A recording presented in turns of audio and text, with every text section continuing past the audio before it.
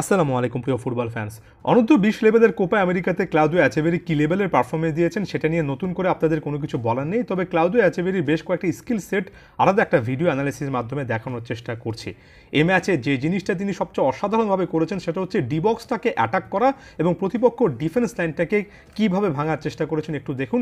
একেবারে প্রথম ক্লিপটাতে দেখতে পারবেন যে ডিবক্সের লেফট এজটা টার্গেট করেছেন, প্রায় 3-4 জন প্লেয়ার আশেপাশে থাকলেও ক্লাউদিও এচেভেরি অলমোস্ট একটা কিন্তু পাস সেখানে ক্রিয়েট করতে পেরেছিলেন। এই যাত্রায় ব্যর্থ হলেও প্রথম গোলটার ক্ষেত্রে দেখুন আরও একবার ডি বক্সটাকে টার্গেট করেছেন এবং এবার একইভাবে 2-3 জন প্লেয়ারের মাঝখানে থাকার পরে হালকা একটা ড্রিবল করে বা পাশে সরে গিয়ে এবার বা পায়ের কিন্তু ফিনিশিং অ্যাবিলিটি দেখিয়েছেন, তার একটা স্কিলের রেঞ্জ শোকেস করেছেন। ক্লাউদিও এচেভেরি এই টাইপের জায়গা থেকে, অর্থাৎ যে জায়গায় বলটা তিনি রিসিভ করেছেন লেফট হাফ স্পেস ধরে নিতে পারেন, লেফট হাফ স্পেস থেকে কীভাবে ডিবক্সটাকে টার্গেট করতে হয়, একাধিক প্লেয়ারের জটলার মাঝখান থেকেও কীভাবে ড্রিবল করতে হয়, এটা খুবই ন্যারো স্পেসে করতে পারেন। লেফট হাফ স্পেস থেকে ডিবক্সে তার এই মুভমেন্টটা এক কথায় অসাধারণ, একটার পর একটা স্কিল কিন্তু আমরা এখানে তার দেখতে পাচ্ছি। এরপর তার যদি আরও একটা অ্যাসিস্ট কিংবা গোল স্কোরিং অপরচুনিটির কথা বলি, দেখবেন ওয়ান্স অ্যাগেন ডিবক্সের বাইরে থেকে ডিবক্সটাকে টার্গেট করে একটা রান মেক করেছেন এবং অল্প সময়ের মধ্যে নিজের মার্কারকে ছিটকে ফেলে রাইট সাইড থেকে একটা ক্রস করেছেন, যেটা অগাস্টিন রুবার্টো পিক করেছেন, একটা ওন গোলের মতো হয়েছে। ওয়ান্স অ্যাগেন ক্লাউদিও এচেভেরি তার ট্যালেন্টের পূর্ণাঙ্গ কিন্তু এখানে আসলে ঝলক দেখিয়েছেন। আরও একবার লেফট হাফ স্পেস থেকে লেফট সাইড দিয়ে ডিবক্সে ঢোকার চেষ্টা, এই ক্লিপটা দেখুন। অলমোস্ট এবারও কিন্তু 3 জনের মতো ডিফেন্ডার আশেপাশে থাকার পরও ডিবক্সের মধ্যে একটা পাস মেক করেছেন, যেটা তার সঠিক, যদি রানের টাইমিংটা একটু মেলাতে পারতেন তাহলে হয়তোবা সেখান থেকে একটা গোল অপরচুনিটি তৈরি হতো, তবে এখানে শেষ হচ্ছে না। এবার এই গোলটার ক্ষেত্রে ডিবক্সের বাইরে থেকে একেবারে ওয়েটেড পাসে নিজের সতীর্থকে খুঁজে পেয়েছেন, তাকে দিয়ে একটা গোল করিয়েছেন।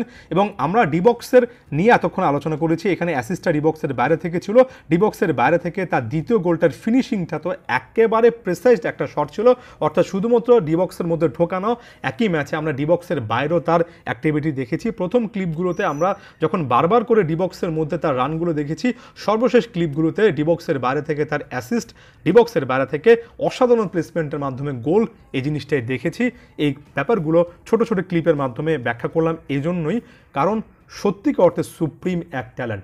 এখন এই টাইপের পারফরমেন্সগুলো কেন অনেক বেশি করে ভাইটাল হয় দেখুন, ব্রাজিলকে সামনে পেলে ভালো পারফরমেন্স দেন। এর আগে 2023 সালের সম্ভবত নভেম্বরের 24 তারিখে অনূর্ধ্ব 17 বিশ্বকাপের কোয়ার্টার ফাইনালে ব্রাজিলের বিপক্ষে হ্যাটট্রিক করেছিলেন এবং সেটার মাধ্যমে, যদিও আমরা তাকে আগে থেকে চিনতাম, তবে মূলত সেই পারফরমেন্সের মাধ্যমে ম্যান সিটি থেকে শুরু করে আরও অনেক ক্লাবের নজরে এসেছেন।